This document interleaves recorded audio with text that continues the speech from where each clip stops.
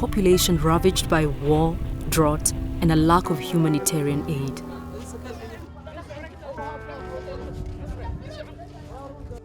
Under Al-Shabaab, humanitarian agencies were barred from areas under their control.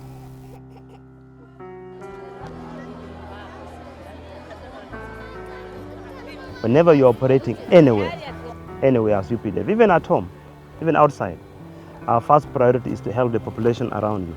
If you get the population around you, you're supposed to give them medical care.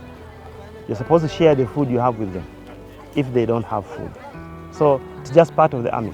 It's part of our army that we always do that.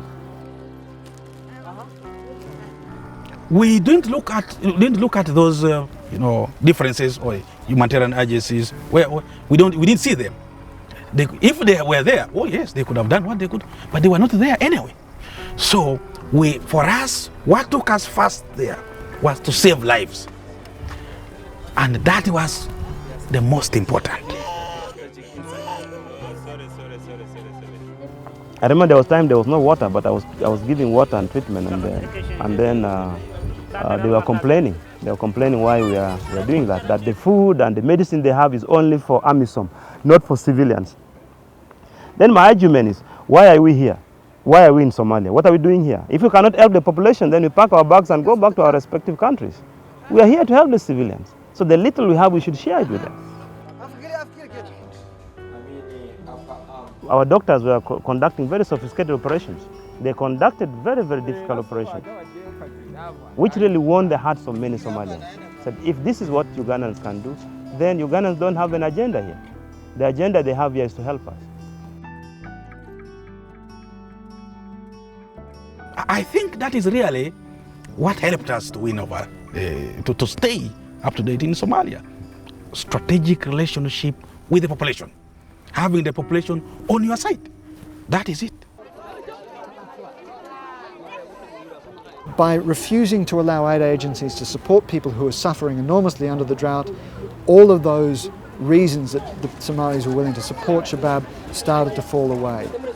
When they started to lose military relevance inside Mogadishu itself, that further reduced their relevance to the point where people could see that this was a fallible organisation. This was an organisation that was on the way out. At that point, people recognised that the only way forward, the only way to defend not just the national interest but also their own clan interests and their personal interests was to support the roadmap and to push Al-Shabaab aside. Amisom had set out to provide enough security for elections to take place in Somalia, and in August 2012, this became a reality.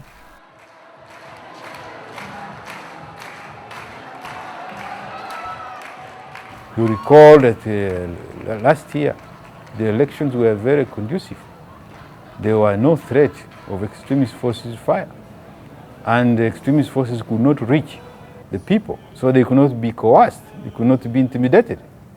The Somalis were able to conduct elections in an environment that was conducive, and we witnessed a very free and fair election. If anything, Somalia had the most democratic elections, to be sincere. I've never seen that type of elections. Election whereby you all sit, the election is very transparent, the members of parliament are the voters, the electoral college, they vote there and then, the winner is seen, and then they shook hands. And the elected president is being led into State House by the former president. To me, I thought that was something very encouraging.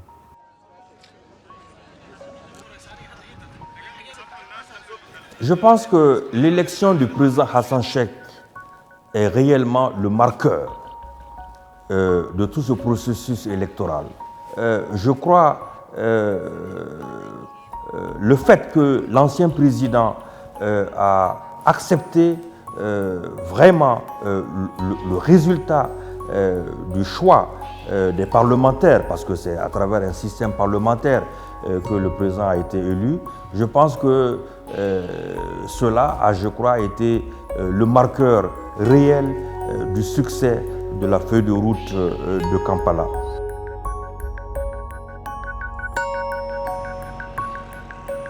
With the new government in place and the threat of violence reduced, a cautious sense of optimism prevails.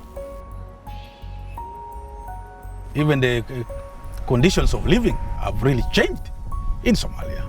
And I don't know whether I've been in Mogadishu, you can see a number of buildings coming up. Even the airport is working even at night. So many flights here and there, which used not to be the case. As you see a traffic jam in the city, good buildings mushrooming, a lot of ships anchoring in the ocean, waiting to be offloaded. Really, it shows you that there's a change, and Mogadishu is experiencing the peace. I saw Somalis now going back home. Somalis are going back home. This is great for Somalia, great for us all, great for Africa, great for the world. So, again, what motivated us to do what we did in Somalia was partly to know that by not finishing this problem, your country is not safe. So African problems, African solutions. Regional problems, regional solutions. If that can be fine-tuned, reinforced, and supported by the rest of the world, yes, that's the way to go. Now it's all about capacity building. We have to focus on the capacity building. All these institutions, the military, the police, the judiciary, all this. It's now about getting the Somalis own their country. Amisom will not be here for all these years. So that's why we are training the Somali forces. We are mentoring them, teaching them how to go about with the job, and eventually our end state is to be able to thin out and leave them continue in securing the country. The new government must own the country. They must own the destination, the destiny of their country. That one, nobody can do it for them. It is themselves. Say, this is where we want to go, we must go there. We need to empower the youth. The youth outside there who are being convinced to follow the extremists need to be given jobs, at least given hope. You need to provide health centers. You need to provide water points. You need to give service deliveries so that you win the hearts and minds of the people. Not until we have done all this and the people develop a sense of belonging to the central government, then we can say we have mission success. And of course, the issue of reconciliation, they must reach out, because even Al-Shabaab, actually, these are Somalis.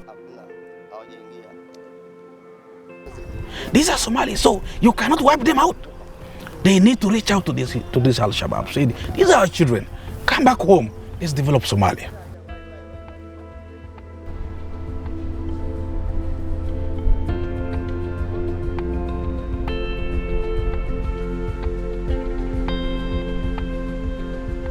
The history should remember African Union Force or Amisom Force as a force that went in when everybody else had given up on Somalia. As a force that turned the equation around, as a force that contributed tremendously towards the stabilization of Somalia, which had become a failed state. As a force that stopped the advance of terrorism and radicalization on that part of the continent. And if history is fair enough, it will document all this. Is for Somalia to stand up on its two legs.